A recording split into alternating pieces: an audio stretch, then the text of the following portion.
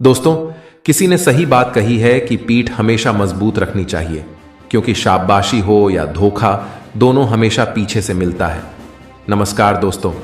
एक व्यक्ति जो किसी के साथ बुरा नहीं करता, जानबूझकर किसी को दुख नहीं पहुंचाता, जरूरत पड़ने पर लोगों की मदद करता है, अपनी सामर्थ्य अनुसार गरीबों को दान देता है, पूरी श्रद्धा से पूजा पाठ इत्यादि भी करता है। लेकिन जब ऐसे व्यक्ति के साथ कोई अनहोनी, बड़ी दुर्घटना, अन्याय, कुछ गलत होता है, तो लोगों के मन में सिर्फ एक ही प्रश्न होता है कि अच्छे लोगों के साथ ही बुरा क्यों होता है। तो आज हम इस प्रश्न का उत्तर जानने की कोशिश करें, और ये कहानी आपको सिखाएगी कि जिंदगी में जब धोखा मिले तो क्या करना चाहिए। बहुत समय पहले की बात है। एक व्यापारी का नया नया प्रेम विवाह हुआ था। उनकी प्रेम कहानी की लोग मिसाल देते थे। वह जोड़ा शानदार जोड़े के नाम से जाना जाता था। लोग कहते थे कि प्यार हो तो ऐसा हो। हर किसी को उनके परंपरागत था। पूरे नगर में जब मसाले बुझ जाती थी, तब भी उनकी छत पर एक मशाल जल रही होती थी। पूरी रात चलती थी। उनके प्रेम के बारे में वहां के राजा रानी को भी मालूम था। एक दिन राजमहल की छत पर खड़े होकर के राजा साहब अपनी रानी के साथ में आकाश में देख रहे थे, चांद तारे देख रहे थे। उसके बाद में नीचे अपने नगर को देखा। अंधेरा था, लेकिन एक मकान की छत पर मशाल जल रही थी। दोनों ने एक दूसरे को निहारा। बाद में चर्चा शुरू हुई। बात होने लगी इस बात पर कि उस व्यापारी का जो प्रेम विवाह हुआ है, उस जोड़ के बारे में लोग कहते हैं कि बहुत प्यार है। दोनों में यह कैसे हो पा रहा है? शादी इतनी अच्छी कैसे चल रही है? राजा ने कहा कि सारा जो साथ हैं वह पति दे रहा है। पति बहुत समझदार है, उसकी वजह से वह रिश्ता इतना खूबसूरत है। रानी ने कहा, ऐसा नहीं है, पत्नी बहुत समझदार है, पत्नी बहुत सभ्य है, संस्कारी, उसको समझ है कि रिश्ते को कैसे संभालना है। उसकी वजह से रिश्ता इतनी खूबसूरती से पनप रहा है। दोनों के बीच में चर्चा होने लगी। राजा ने कहा, वाद विवाद करने से कुछ नहीं होगा। राजा ने सोच विचार करके कहा कि एक काम करते हैं, एक छोटी सी परीक्षा रखते हैं। रानी ने कहा, ठीक है, क्या करना है बताइए। राजा ने कहा, हम व्यापारी की भी और उसकी पत्नी की भी परीक्षा लेंगे और मालूम करेंगे कि दोनों के बीच में वाकई में प्यार है कि नहीं है। एक तरीका इन्होंने तैयार किया। रानी ने अपनी एक दासी को अगले दिन व्यापारी के पास भेजा। अपने एक संदेश के साथ में वह जो दासी थी व्यापारी के पास गई और जाकर कहा कि रानी साहिबा ने मुझे भेजा है, और रानी साहिबा कह रही हैं कि अगर आप मुझे कहते हुए थोड़ा सा हिचक हो रही है। व्यापारी ने कहा, बोलिए ना, क्या बात है, क्या कह रही है? रानी साहिबा तो दासी ने कहा कि रानी साहिबा कह रही है कि अगर आप अपने पत्नी की हत्या कर दे तो रानी जी आपसे शादी करने के लिए तैयार है। वह आप पर मंत्र मुक्त हो गई है, आपसे मोहित हो गई है। व्यापारी ने कहा कि आप मेरी तरफ से उनसे माफी मांगिए और उनसे कहिए कि 1000 रानियां भी आ जाएं, तब भी मैं अपनी पत्नी को नहीं त्याग सकता। जिंदगी भर उसके साथ रहूंगा, उसकी रक्षा करूंगा। वह दासी यह संदेश लेकर के वापस रानी के पास आई, और अब की बार जो थी बारी वो राजा की थी, और अब परीक्षा होना था उस व्यापारी की पत्नी का। राजा ने एक नौकर को वहां भिजवाया, एक संदेश उसके साथ में भिजवाया। नौकर ने जाकर उसी दिन उसके घर पहुंच करके व्यापारी की पत्नी से कहा, एक संदेश राजा साहब ने भिजवाए हैं और वह कह रहे हैं कि अगर आप अपने पति की हत्या कर दें तो राजा साहब आपसे विवाह कर लेंगे और आपको हमारे राज्य की रानी घोषित कर देंगे। बहुत ही चौंका देने वाली बात थी। जो व्यापारी की पत्नी थी, उसने कहा कि आज रात में 2 से 3 बजे के बीच में हमारे छत पर जो मशाल जलती रहती है वह बुझ जाएगी, और जब वह बुझ जाए तो समझ जाएगा कि मैं अपने पति की हत्या कर दी। व्यापारी की पत्नी कहती है कि मैं राजा साहब का यह जो प्रस्ताव है इसे मानने के लिए तैयार हूं। नौकर यह संदेश लेकर दौड़ करके राजमहल गया और राजा को बताया कि वह व्यापारी की पत्नी आपका प्रस्ताव स्वीकार कर चुकी है और आज रात में वह अपने पति की हत्या कर देगी। उसने कह दिया है। राजा ने फटाफट से अपने सैनिकों की एक टुकड़ी तैयार की और कहा कि देखिए, हमें बचाव के लिए तैयार रहना है। जैसे ही वह मशाल बुझेगी, फटाफट से उस व्यापारी के घर में जाना है, उसको बचाना है, उसकी जान बचानी है। सबने कहा, ठीक है। राजा राजमहल की छत पर चढ़ा, रानी भी साथ में थी। दोनों देख रहे थे कि क्या वाकई में वहां मशाल बुझेगी या नहीं बुझेगी। चौंका देने वाली बात यह थी कि 2 से 3 बजे के बीच में मशाल बुझ गई, क्योंकि व्यापारी जब वापस आया था अपनी दुकान से तो खाना खाने के बाद जब सोने चले गए थे, सारी बातें ऐसे चल रही थीं जैसी चलती थी। लेकिन इस बीच में उस व्यापारी की पत्नी ने खेल शुरू कर दिया था। व्यापारी की पत्नी ने एक फांसी का फंदा तैयार किया था और 2 से 3 बजे के बीच में अपने पति को ही फांसी पर लटका दिया था। जैसे ही वह मशाल बुझी, राजा के सैनिक दौड़ करके उस व्यापारी के घर में गए। व्यापारी की पत्नी को तो गिरफ्तार, लेकिन उस व्यापारी की जान को नहीं बचा सके। उस रात राजा को नींद नहीं आई। अगली सुबह उसका दिमाग गर्म था, गुस्से में था, खुद से उसको गुस्सा आ रहा था। यह क्या हो गया? उसे महिलाओं को देखने का मन नहीं कर रहा था। उसे नारी से नफरत हो गई थी। उसे लग रहा था कि क्या धोखेबाजी हुई है, ऐसा नहीं होना चाहिए था। राजा बहुत गुस्से में था। जो उनके राज्य का सबसे बुद्धिमान मंत्री था, जो सबसे बड़ा मंत्री था, उसको बुलाया और कहा कि सुनो, अभी जंगल में जा रहा हूं, शिकार के लिए वापस आऊंगा शाम में। तब तक हमारे नगर में जितनी महिलाएं हैं सबके गले कटवा दो, सबको फांसी पर लटका दो। यह मेरा आदेश है और आपको मानना होगा। राजा को पता नहीं क्या हो गया। राजा घोड़े पर सवार होकर के जंगल की तरफ निकल गया। यहां मंत्री के होश उड़ गए। उसे समझ नहीं आ रहा था कि क्या हो रहा है। राजा साहब ने क्या उलूल जुलूल सा आदेश दे दिया। उन्हें महिलाओं से नफरत हो गई है। मंत्री को कुछ समझ नहीं आ रहा था। वह अपने घर गया और अपने बूढ़े पिता के पास गया, जो कि एक वक्त में उस राज्य में मंत्री था, और जाकर के कहा कि पिताजी, राजा पागल हो गया है। राजा कह रहा है जितनी भी महिलाएं हैं उन्हें खत्म कर दो। उसे नारी जाति से नफरत हो गई। वह जो बूढ़ा पिता था, उस मंत्री का उन्होंने कहा कि बेटा, एक काम करो, सबसे पहले तो तुम छुप जाओ, क्योंकि राजा आएगा तो गुस्सा तुम पर ही निकालेगा। मैं उससे बात कर लूंगा, तुम परेशान मत होना। उसके बाद शाम में राजा वापस आया और आकर के देखता है कि उसके नगर में वैसे ही महिलाएं घूम रही हैं। उसका गुस्सा और बढ़ गया। अपने राजमहल में मंत्री को ढूंढा, नहीं मिला तो उसके घर पहुंचा।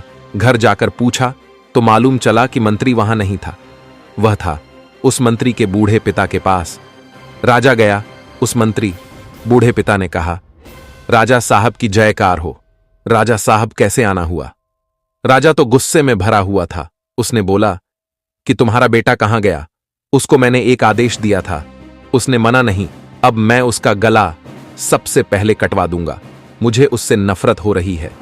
मंत्री के बूढ़े पिता ने राजा से कहा कि मुझे मालूम है आप क्यों परेशान हैं, और आपके एक फैसले की वजह से एक व्यक्ति की जान चली गई, और आपके सामने जो आपको लगता था कि प्यार वाला रिश्ता है, वह धोखेबाजी वाला रिश्ता निकला है।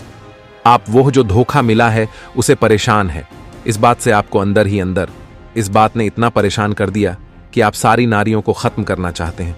लेकिन राजा साहब, आपका आदेश माना जाए उससे पहले, क्योंकि मैं आपके पिताजी के राजपाट जब उनका था, उस वक्त में मंत्री था। तो मेरी एक छोटी सी बात सुन लीजिए। उस वक्त की कहानी में आपको सुना देता हूं, आपको सब समझ में आ जाएगा। राजा ने कहा, सुनाई फटाफट से, क्या बात है आपके पास? तो उस मंत्री के बूढ़े पिता ने, जो एक वक्त में उस राज्य का मंत्री था, उसने एक छोटी सी कहानी सुनाई। उसने कहा कि राजा साहब, एक बार मैं आपके पिताजी के साथ में शिकार के लिए निकला था। हम रास्ता भटक गए थे। मैं जंगल में अंदर की तरफ चला गया। मुझे बाहर निकलने का रास्ता नहीं मिल रहा था। तभी मैंने देखा कि एक योद्धा अपने घोड़े पर सवार होकर के आया। उसने रस्सी बांध करके अपने साथ ले गया। मुझे पता नहीं था कि कहां ले जा रहा है। वह मुझे कब्रिस्तान में लेकर गया। जब कब्रिस्तान में लेकर के गया तो मुझे लगा कि मेरा खेल यही खत्म होगा।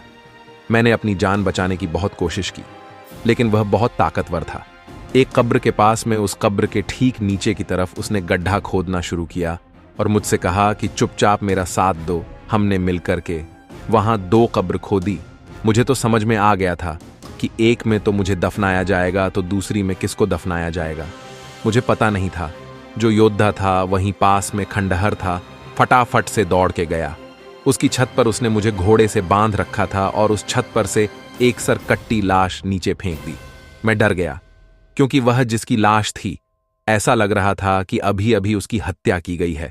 वह योद्धा छत से नीचे उतर करके वापस नीचे आया और मुझसे कहा कि सुनो, इसको दफना है। जो कब्र थी उसके पैरों की तरफ जो लाश थी उसको दफना दिया गया। मैं डर रहा था।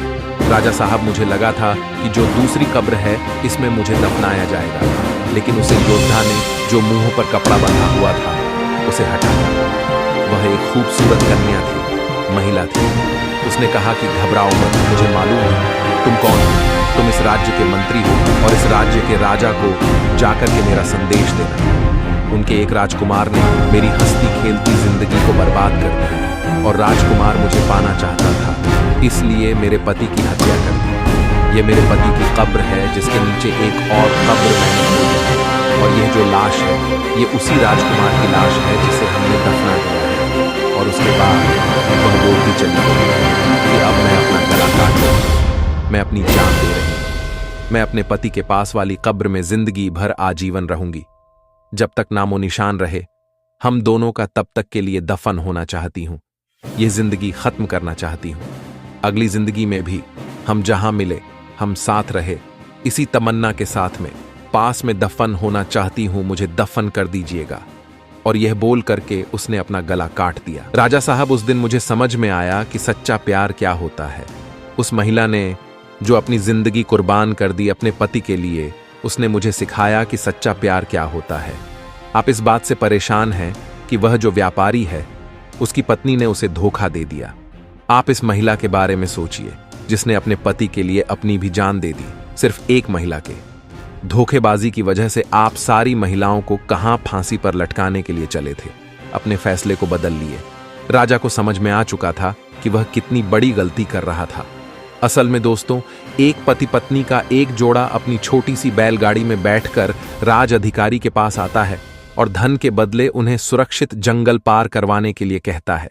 लेकिन राज अधिकारी ये कहते हुए उन्हें मना कर देता है कि अभी जल्दी रात होने वाली है, इसीलिए वह उनकी और अपने सैनिकों की जान खतरे में नहीं डाल सकता। उन्हें जंगल पार करने के लिए सुबह तक का इंतजार करना पड़ेगा। वह पति पत्नी बहुत आग्रह करते रहे कि अभी रात होने में बहुत समय है, वह उन्हें जंगल पार कर दे। लेकिन राज अधिकारी नहीं मानता और उन्हें सलाह देता है कि वह रात भर यहीं रुक उनके रहने और खाने की व्यवस्था वह खुद करवाइए। पति पत्नी को मजबूरन उस राज अधिकारी की बात माननी पड़ती है। असल में उस राहगीर की पत्नी बहुत सुंदर थी, जिसे देखकर राज अधिकारी उस पर मोहित हो गया था। उस पर काम वासना हावी हो जाती है, और जब व्यक्ति पर काम वासना हावी हो जाती है तो उसे सही गलत कुछ समझ नहीं आता। वह आसक्ति की आग में जलकर अंधा हो जाता है, और यही उस राज अधिकारी के साथ भी हुआ। उसने उन दोनों पति पत्नी के रहने और खाने की व्यवस्था तो कर दी, लेकिन साथ ही वह उसकी पत्नी को पाने की तरकीब में सोचने लगा। उसे एक तरीका समझा। उसके पास एक बड़ा सा हीरा था। उसने उसे हीरे को रात में चुपके से उस आदमी के बैलगाड़ी के सामान में छुपा दिया, और सुबह होते ही हल्ला मचा दिया कि उसकी कीमती हीरा किसी ने चोरी कर लिया। सैनिकों को आदेश दिया कि हर एक व्यक्ति की सामान की तलाशी लेने के बाद ही उसे आगे जाने दिया जाए।